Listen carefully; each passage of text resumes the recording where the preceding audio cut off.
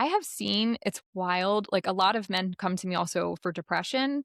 I have found that men who have not processed some early, traumas like bullying or a death of a family member, we get like, months go by and they feel safe enough to talk about it in detail. Like often there's tears and they feel so much better and the depression like doesn't really return almost ever.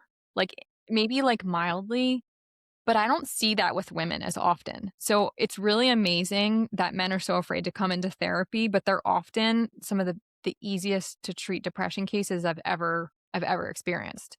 And it just kind of shows you how if you just like push down and numb things, like there might be something that you're pushing down and numbing that is actually the cause of like a majority of the symptoms that you want to get rid of, in your current day. I actually never heard that before, the way that you just explained it, and I'm just trying to sit with it like, "Oh, you work on the depression." No, you work on the trauma or the bullying or the death, and then your depression symptoms pretty much go away.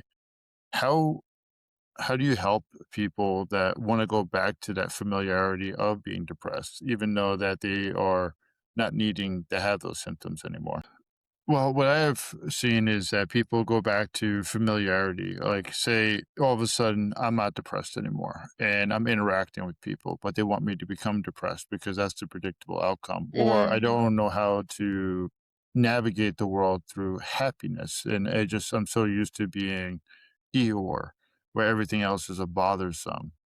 Like, how does that actually look when they actually let go of that depression? Like, some of my clients have been in relationships with women that they realized they were being, like, really not treated well, and so then they started working on the relationship from this new place of not being depressed, and they realized that their depression maintained the relationship, but a few of my clients that I think about in the past, they realized like, wow, like I had to be depressed to be in my relationship. Like, and this person I thought was the only person who would accept me with my depression. And here there were these other things that weren't functioning well. And then when I got undepressed and I tried to say, hey, I want to like grow differently in this relationship, their partners weren't ready for it. And so I love that you're bringing up this point because just processing a trauma or like getting rid of your depression does not mean that the work is over, which is again speaks to why 12 sessions is not enough because you have to then experience a new identity and try and figure out how to get through the world with that identity. um so and again, I just wanna highlight too that not everybody has a type of depression, like some of these luckier people, where things just get immediately better.